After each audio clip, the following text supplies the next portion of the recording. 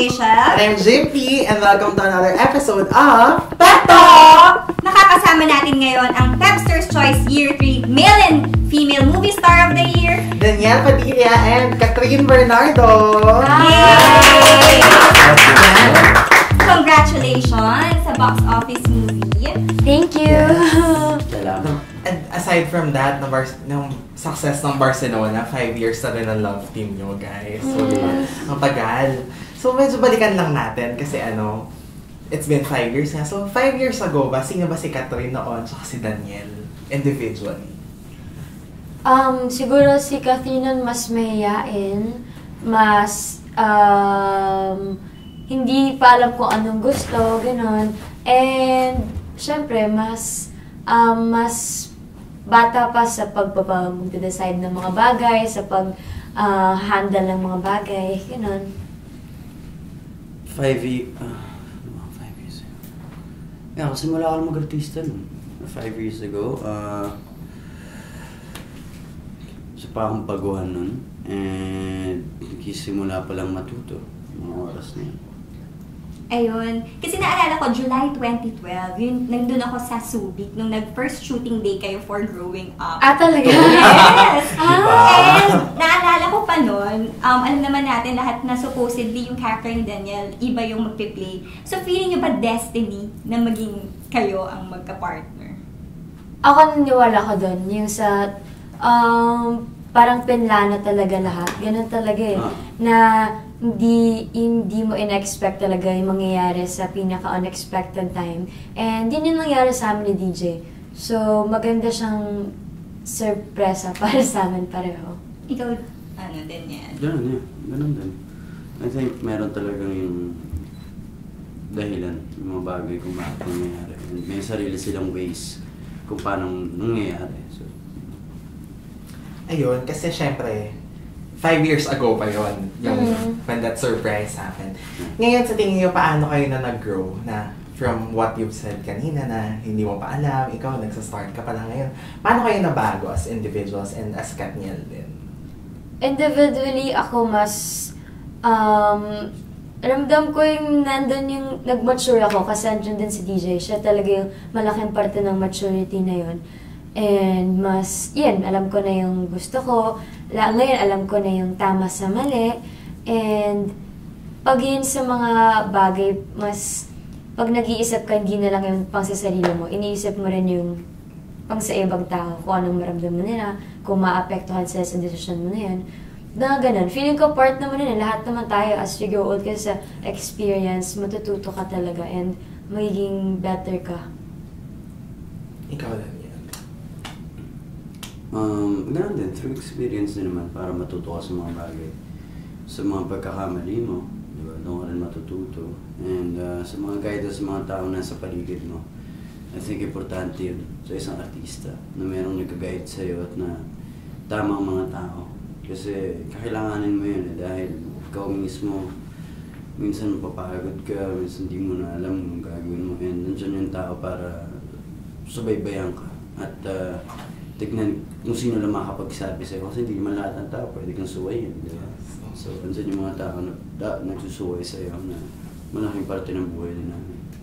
Ayun. Kasi syempre, di ba sa showbiz, ang bilis ng turnover. And kayo yung mga talagang, yung staying power ninyo, iba dahil nakatatlong teleserye na kayo yung naging bida, tapos ilan yung movies? 4 na movies na kayo talaga yung nag-top bill. Aside Bukod pa sa mga ibang iba movies nyo. ninyo.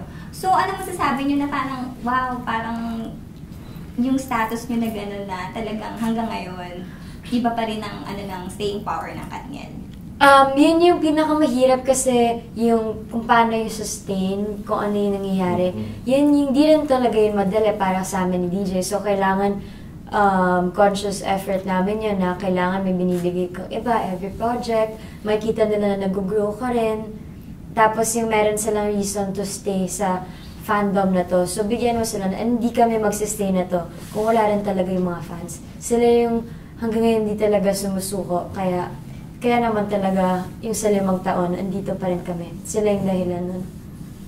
Pero do you guys think na may sikreto yun? Yung may formula or may secret yung kung paano masustain yung inyong... Siguro yung Ang formula lang nun is yung bond na nakikita niyo dun sa love team mismo. I think kasi ako, kung ako man, isa akong fan. Gusto ko ng love team na mapapanood ko na sabay nag-grow. Alam mo yun, na totoo. Kasabay mo lumaki. Tsaka parang ikaw lang. Yung pag nakita mo parang kagaya mo lang din sila. Alam mo yun, yung nakikita mo yung sarili mo sa love team na yun. And yun yung pinaka-importante na nagigets ka ng tao and nakakonect sila sa'yo. And hindi mo naman, mapipilit yun eh. I think natural yung lalabas. So, swerte yun siguro eh. Tsaka marami nakapansin na mas naging open na kayo pareho ngayon. Alam mo yun, parang hindi kayo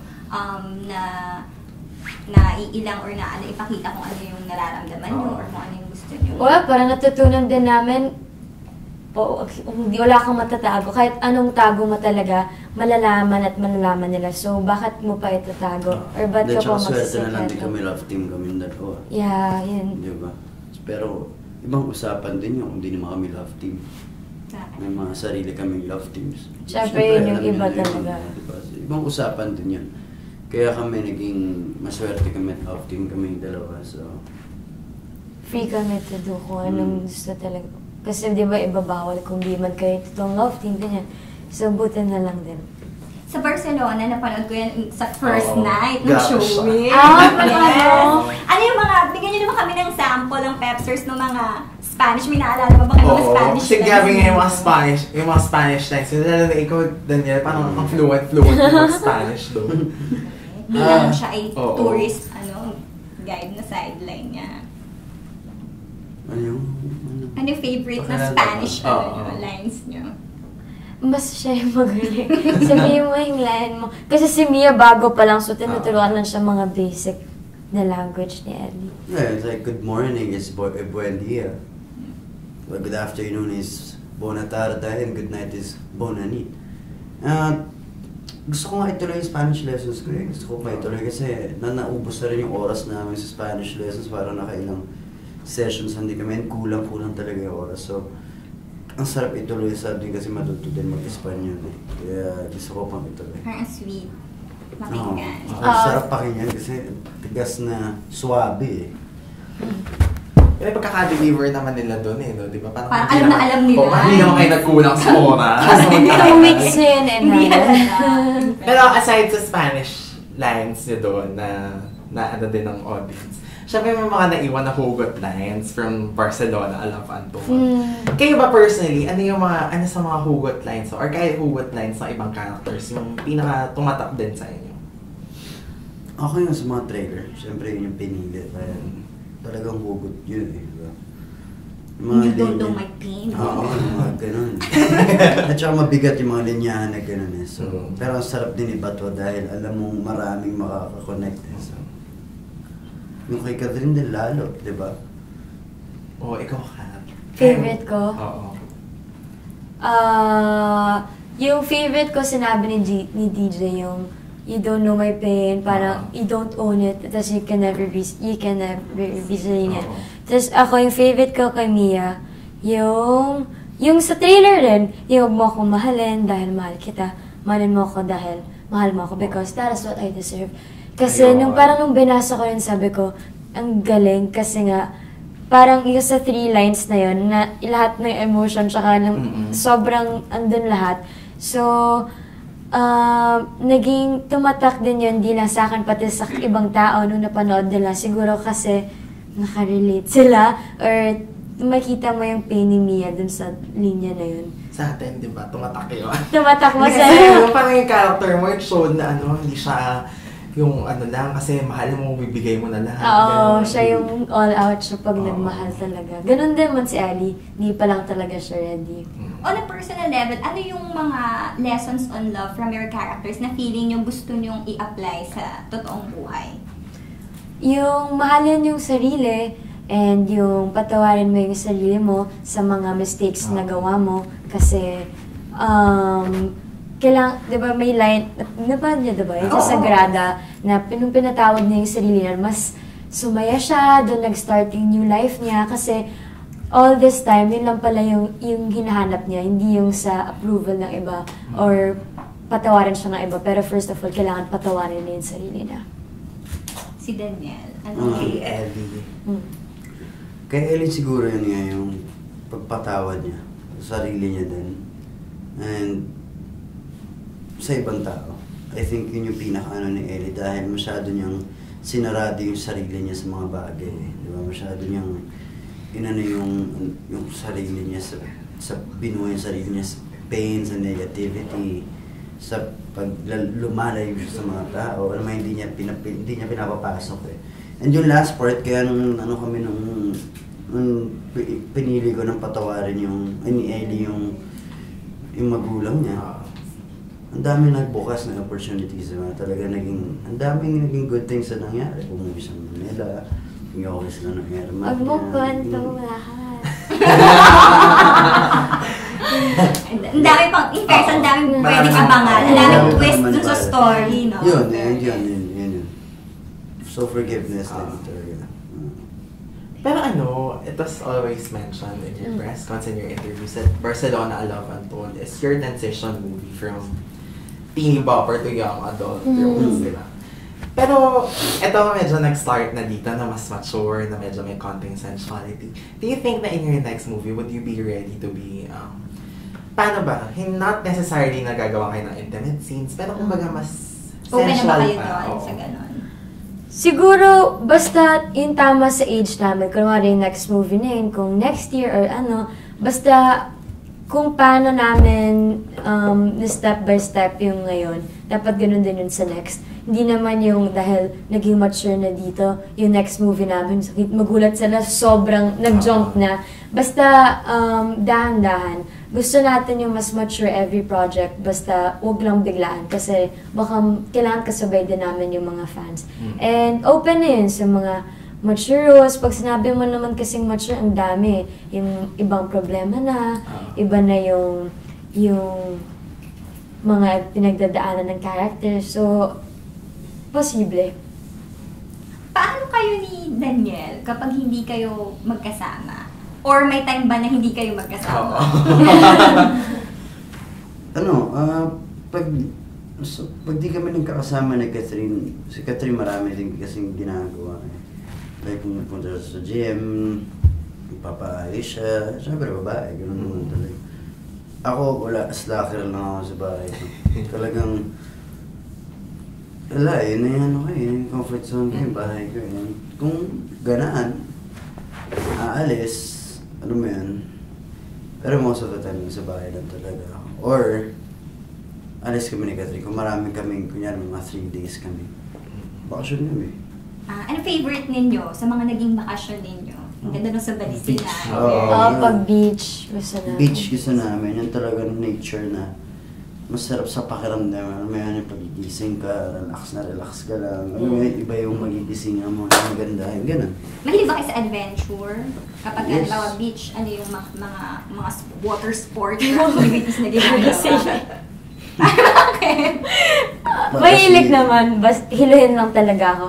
Kasi mahilig yung mag-jet ski, banana boat, yung parasailing, ganon. Game naman kami. Nagkataon lang yung last time, super lakas yung current. Tapos nag-parasailing, so hindi maganda yung nag-result after kasi hilong-hilo ako super.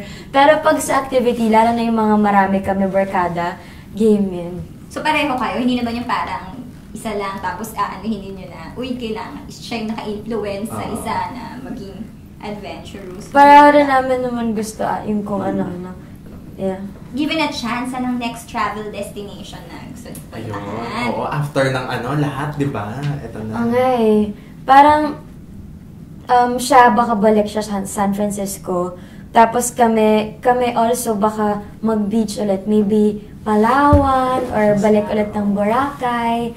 Ganun. Basta private. Gusto namin yung makaka-relax with friends and family talaga. So, soon. Excited na kami. Anong greatest reward ang ibibigay ninyo? Kasi laging kayong sobrang sipag ninyo Oo. pareho. Ano yung reward na pwede nyo gusto nyo ibigay sa sarili ninyo ngayon? Parang ito na yun eh.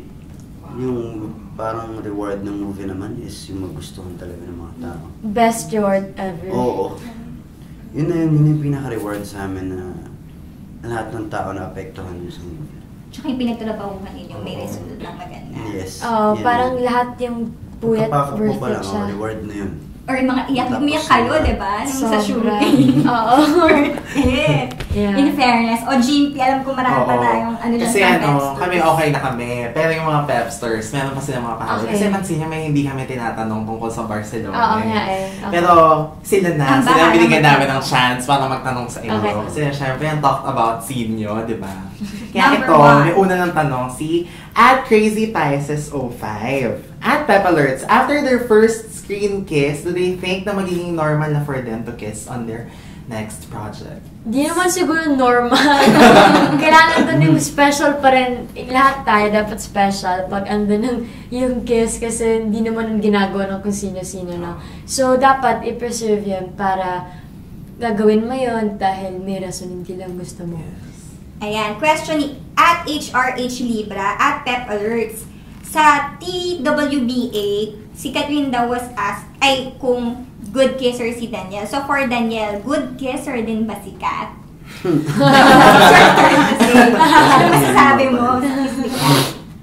Good kisser din ba si Catherine? So yun nga. Nung scene na yun, sobrang kabado ni Catherine.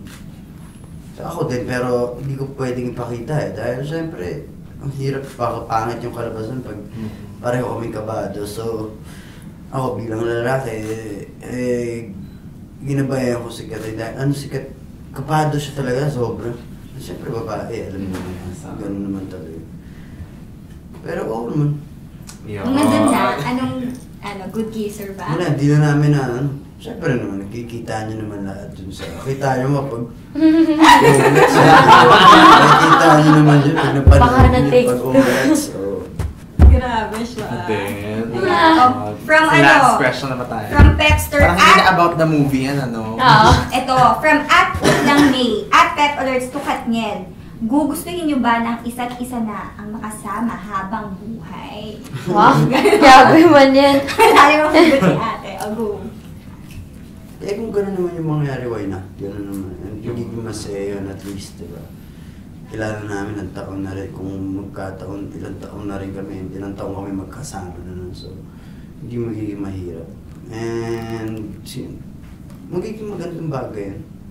Naging steady yung career din namin ng gano'n, diba? Yun naman yung wish natin lahat. So, And ikaw, Katrin, sa personal, on a personal level, tingin niyo ba gusto niyo na maging forever na rin tong forever Katniel?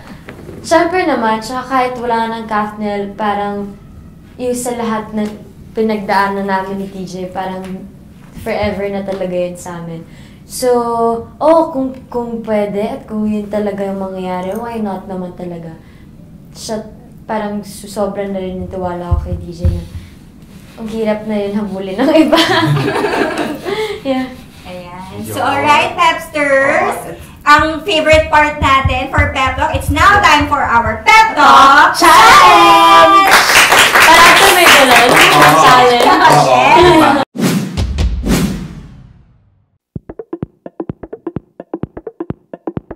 Madali lang naman to. Ang Pep Talk Challenge natin is Spring GP. Ako yun, hindi ako yun. So, paano ba?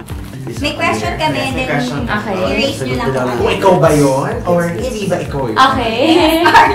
Or pwedeng vote, hindi kayo. Ganun. Vote na kayo. Okay. Number 1, sino ang galante? Oo. Si Daniel, ako yun. Oo. Si... Catherine, hindi Hindi ako yun. Mas galante siya. Oo, super. Anong pinaka, gift na binigay niya sa'yo na talagang, uy, galante talaga na hindi sa gift, si Catherine din talaga naman. Pero, nisip ko hindi naman yung sa... Hindi lang yung sa regalo eh. In general, yung, kunwari pag sinabi mong bakasyon. As in, walang ano-ano, okay lang yun, ganyan. Tapos, yung sa Yeah, in general. Anong favorite na lang ninyo na gift or memorable gift na nabigay niyo sa isa't isa? Ako yung Boracay trip namin, naging memorable yun sa akin. Oo, sa akin. Super special yun. Gift mo talaga yun for Katniel. Ay, Si wow. Daniel. Bongga naman.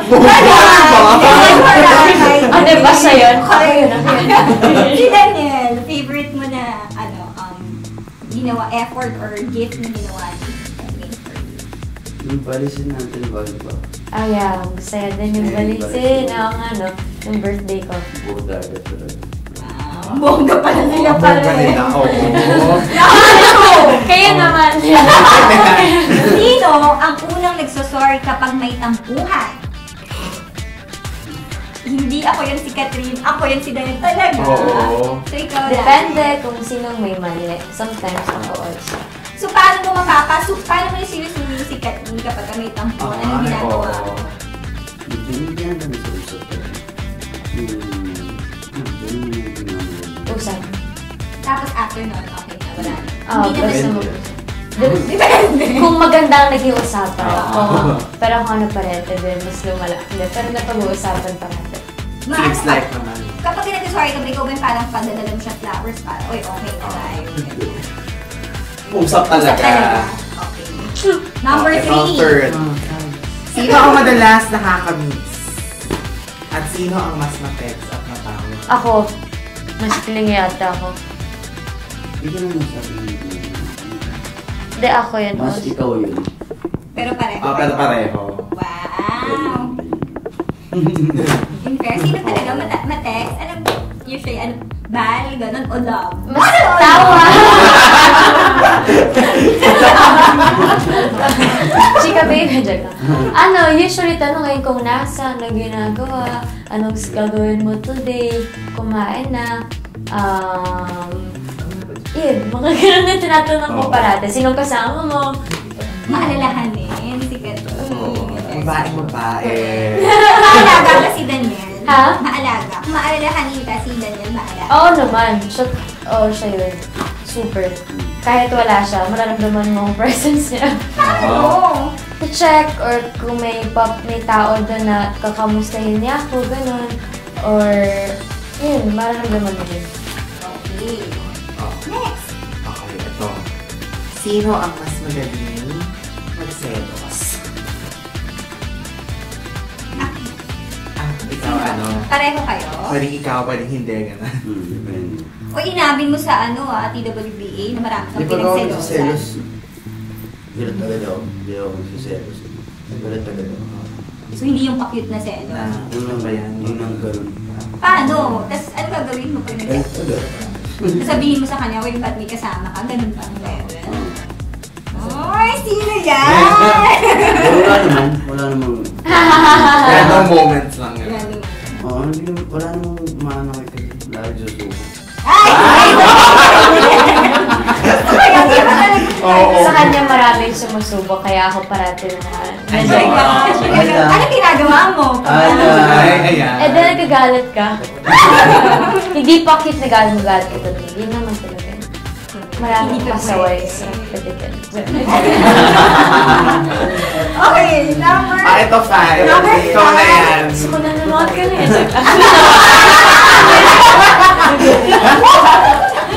First level sila ng Oo. pagiging protective. Sapakan Yes. talaga pag nakita. Exactly, Bernes. Joke lang talaga. Number 5.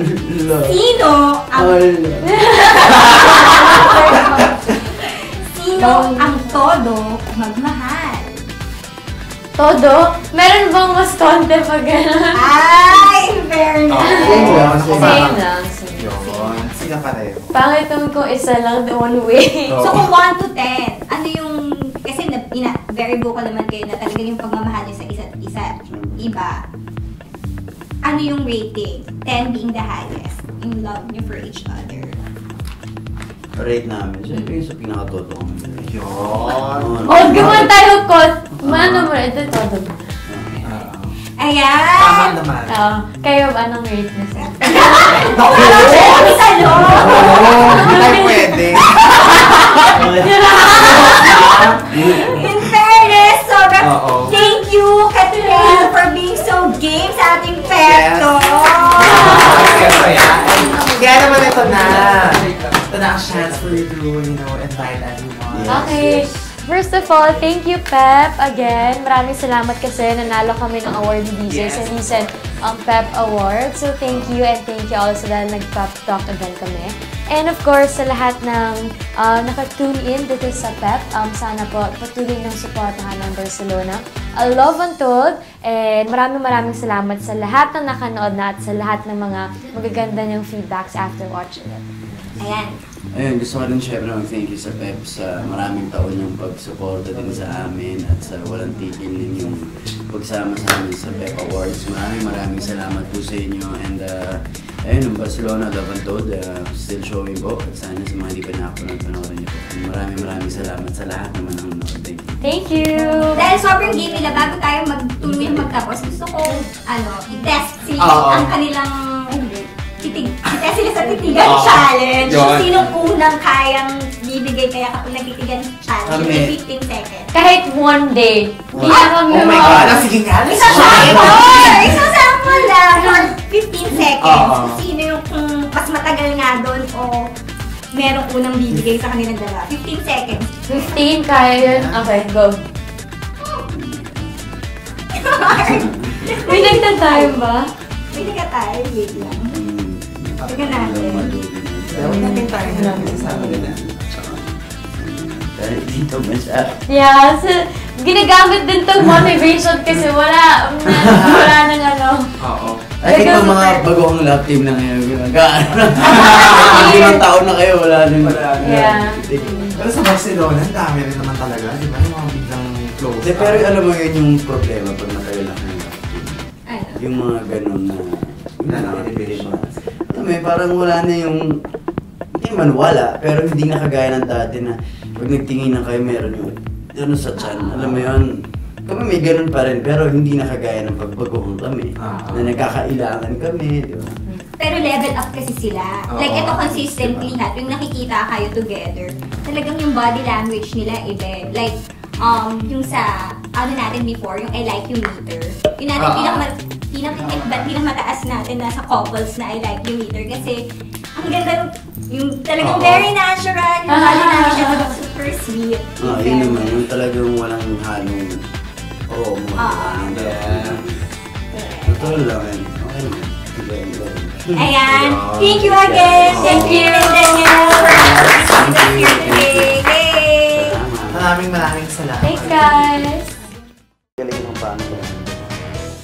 So yun nga, mabalik tayo kay Catherine. Ayan. Sige nakalimutan. Sige nakalimutan ni Daniel, fairness.